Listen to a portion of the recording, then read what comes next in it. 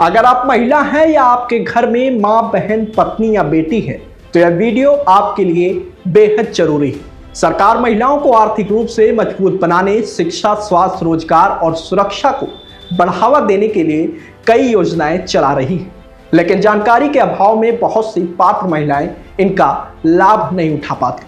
आज हम आपको महिलाओं से जुड़े 10 ऐसे बड़े सरकारी फायदे बताएंगे जिनके बारे में हर महिला को जानकारी होनी चाहिए।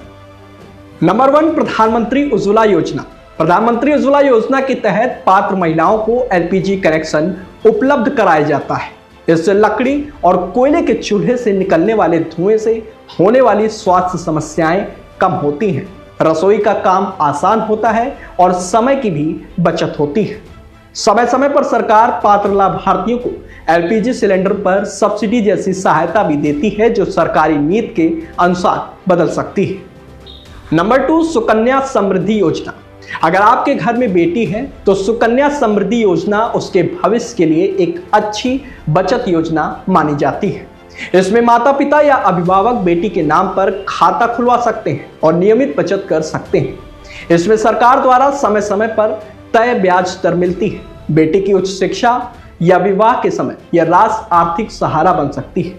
यह योजना लंबी अवधि में सुरक्षित बचत का विकल्प प्रदान करती है। नंबर 3, स्वयं सहायता समूह, सेल्फ हेल्प ग्रुप्स। स्वयं सहायता समूह यानी SHG महिलाओं को आत्मनिर्भर बनाने की दिशा में एक महत्वपूर्ण पहल है। इसमें महिलाएं मिलकर बचत करती हैं, बैंक से जुड़ती हैं और कम ब्याज पर ऋण लेने का अवसर प्राप्त कर सकती हैं।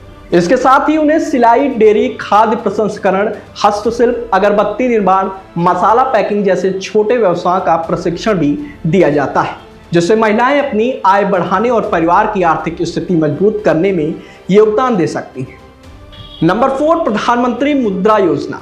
अगर कोई महिला अपना व्यवसाय शुरू करना चाहती है या पहले से चल रहे कारोबार का विस्तार करना चाहती है तो प्रधानमंत्री मुद्रा योजना उसके लिए उपयोगी विकल्प हो सकता है। इस योजना के तहत पात्र उद्यमी बैंक से व्यवसाय के लिए ऋण का आवेदन कर सकते हैं। इस राशि का उपयोग ब्यूटी पार्लर, बुटीक, सिलाई सेंटर, डेयरी, किराना दुकान, टिफिन सर्विस, ऑनलाइन बिजनेस या अन्य छोटे उद्यम शुरू करने या बढ़ाने में किया जा सकता है। नंबर 5, मातृत्व लाभ। संगठित क्षेत्र में काम करने वाली पात्र महिलाओं को मातृत्व लाभ कानून के तहत प्रसूति अवकाश और अन्य सुविधाएं मिल सकती हैं। इसका उद्देश्य गर्भावस्था और प्रसव के दौरान महिला तथा नवजात शिशु के स्वास्थ्य की सुरक्षा करना है, जिससे महिला को बिना नौकरी छोड़े बच्चे की देखभाल के लिए आवश्यक समय मिल सकता है। यह सुविधा संबंधित कानून और संस्थान के नियमों के अनुसार लागू होती है। नंबर 6, कार्यस्थल पर सुरक्षा, पॉक्सो एक्ट।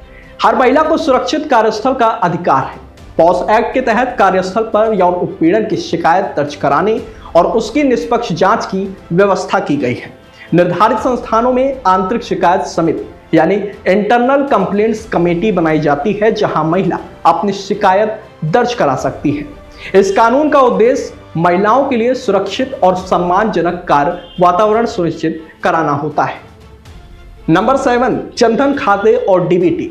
अगर कोई महिला किसी सरकारी योजना की पात्र लाभार्थी है और उस योजना में डायरेक्ट बेनिफिट ट्रांसफर यानी डीबीटी लागू है तो सहायता राशि सीधे उसके बैंक खाते में भेजी जा सकती है। इससे बिचौलियों की भूमिका कम होती है और लाभ सीधे लाभार्थी तक पहुंचता है। इसके लिए बैंक खाता, आधार और अन्य आवश्यक वितरण संबंधित योजना के अनुसार सही होना जरूरी है। नंबर 8, कौशल विकास कार्यक्रम। सरकार महिलाओं को रोजगार और स्वरोजगार के लिए तैयार करने के उद्देश्य से कई कौशल विकास कार्यक्रम चलाती है, जिनमें सिलाई कढ़ाई, computer, digital marketing, beauty and wellness, food processing, electronics repair, हस्तशिल्प और अन्य व्यावसायिक प्रशिक्षण शामिल हो सकते हैं। प्रशिक्षण के बाद महिलाएं नौकरी के अवसर तलाश सकती हैं या अपना स्वयं का व्यवसाय शुरू कर सकती हैं। नंबर 9, राज्य सरकारों की महिला कल्याण योजनाएं। कई राज्य सरकारें महिलाओं के लिए अलग अलग कल्याणकारी योजनाएं संचालित करती हैं। इनमें पात्र महिलाओं को मासिक आर्थिक सहायता, स्वरोजगार के लिए सहयोग, छात्रवृत्ति, स्वास्थ्य सहायता, कौशल विकास और सामाजिक सुरक्षा जैसी सुविधाएं शामिल हो सकती हैं। इन योजनाओं के नियम, पात्रता और लाभ राज्य के अनुसार अलग अलग होते हैं। इसीलिए अपने राज्य की आधिकारिक वेबसाइट या संबंधित विभाग से जानकारी लेना बेहद जरूरी है। नंबर 10, मुफ्त कानूनी सहायता। बहुत सी महिलाओं को अपने कानूनी अधिकारों की जानकारी नहीं होती। आर्थिक रूप से पात्र महिलाओं को लीगल सर्विसेज अथॉरिटीज एक्ट के तहत मुफ्त कानूनी सहायता उपलब्ध कराई जा सकती है। यदि किसी महिला को घरेलू हिंसा, संपत्ति विवाद, भरण पोषण, दहेज, उत्पीड़न या किसी अन्य कानूनी मामले में सहायता की जरूरत हो तो वह जिला विधिक सेवा प्राधिकरण DLSA से संपर्क कर सकती है। वहां पात्रता के अनुसार मुफ्त कानूनी सलाह और अधिवक्ता की सहायता उपलब्ध कराई जाती है। अब सबसे अहम और जरूरी बात, अक्सर सोशल मीडिया पर महिलाओं के बैंक खाते में पैसे आने या नई सरकारी योजनाओं के नाम पर भ्रामक दावे वायरल होते रहते हैं।